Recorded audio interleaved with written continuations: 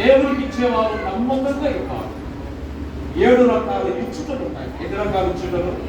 7 రకాలు. దేవుని చిత్తమైతే ఎప్పుడైనా ఒకసారి వాటిని జ్ఞాపకం చేస్తాము. ఎట్లా దేవునికి ఇవ్వాలనేది 7 రకాల ఇవ్వడం, దేవునికి 7 రకాలుగా ఇవ్వడం, ఎట్లా ఇవ్వాలనేది లేఖన భాగంలో జ్ఞాపకం చేస్తూ ఉంటాయి. కనుక సాక్ష్యమును కాపాడుకోవాలి, పరిచారకుడై ఉండాలి, నమ్మకస్తుడై ఉండాలి. అవి మోషేలో కనబడుతున్నాయి. మోషే సాక్ష్యాన్ని కాపాడుకున్నవాడు. మోషే గురించి ఇచ్చిన సాక్ష్యం ఎంత గొప్పది. మోషే దేవుని ఇల్లంతటిలో ఎంత గొప్ప సాక్ష్యం.